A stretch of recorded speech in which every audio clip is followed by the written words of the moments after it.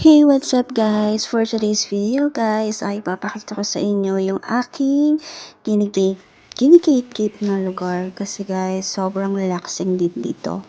And hindi ko siya masyadong sinasabi sa iba kasi for me, yes, ko talaga siya. Kasi hindi crowded itong lugar na to and mura din naman siya compare sa iba. Kasi for as low as 270 pesos is makakapag-day tour ka na. And kapag overnight naman or night is 290 pesos. Since kumuha din ako ng cottage worth 900 pesos kasi nga gabi na and mag-overnight, so mas mahal siya. And pag day tour naman is 800. Yun na yung pinaka-cheapest price nila. Sa may mga parang kubo nila. Pero dun sa picnic, parang picnic area is mas mura naman siya. I think it's 700 or 600 if I'm not mistaken. Pero kasi mas malawak na lugar and dun malapit sa pool. And as you can see guys, 5 na pool ang meron dito. Meron pang matanda and meron din pang bata. And what I like about this place is hindi lang yung pool, hindi lang yung sobrang lawak ng lugar, kundi yung view niya. As in, yung mga view outside this resort is makikita natin yung city view and mountain view lalo na sa umaga. And kahit maglakad-lakad ka lang dito, umupo-upo ka lang is talagang marelax kasi hindi rin mainit. And this time guys, medyo malamig ng time na to kahit March na siya, pa-end na siya ng March. And kung para dito sa Manila is mainit talaga pero dito nung pumunta ako is malamig.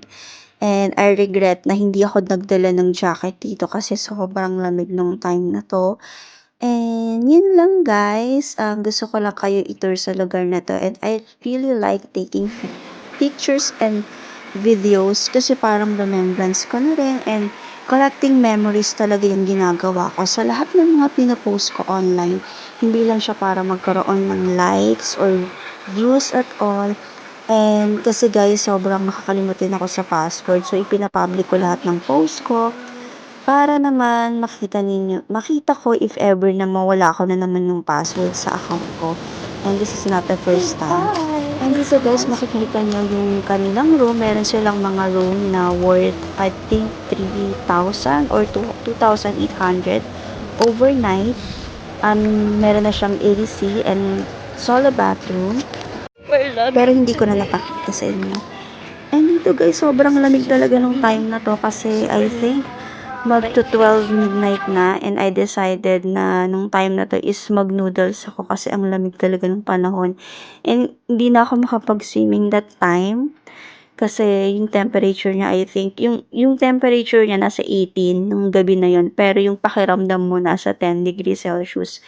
And yung guys, sobrang lawak nito, mapapagod ka talaga sa kakaikot. And hindi ko siya totally 100% nalibot. I think mga 70% kasi meron pa siyang mga pataas. And hindi na kinaya ng aking powers. Pero sobra, I swear guys, 100% relaxing tong lugar. And as you can see, wala talagang masyadong tao. And fortunately guys, and nag-open sila ng overnight same day nung nag-overnight ako dito. And sobrang relaxing ng lugar. Medyo malamig lang talaga yung tubig. Pero kasi since I'm such a fan ng water, kahit hindi ako marunong mag-swimming, is kinakaya ko siya and nag-e-enjoy pa rin ako. And kung gusto niyo lang ng relaxing and ayaw niyo mag-swimming, pwede naman mag-ikot-ikot lang kayo dito and marerelax pa rin kayo. Kasi maririnig niyo lang talaga guys yung tunog ng tubig, yung mga puno ng ibon, and yung pagaspas ng hangin, and so on and so forth. All in all guys, yung mini vacation ko dito is 10 out of 10. I think 9 out of 10 kasi mas gusto ko pa mas mahaba, pero kasi kailangan ko rin umuwi and I have work. So, maikling vacation lang yung ginawa ko dito. Pero so far, talagang na-enjoy ko. And this is not the first time na pumunta ako sa lugar na to. And binabalik-balikan ko lang talaga tong lugar na to. Kasi bukod sa mura, relaxing, malawak yung lugar, maraming pool, marami kang pwedeng gawin. May mga swing din dito guys. May billiards, may karaoke. Pero hindi ko siya ginawa. Kasi gusto ko lang talagang ma-refresh yung utak ko. Mawala talaga yung utak ko sa mga stress sa Manila, sa work, sa tao, sa lahat. So, napili ko tong place na to. And I know in myself na this is not the last time na pupunta ako dito kasi mura siya and relaxing yung lugar. So, bagay talaga to sa mga tao na gusto ng tahimik minsan sa buhay nila. Kasi masyado nang magulo ang place, ang mundo, sa work, sa bahay, sa lahat.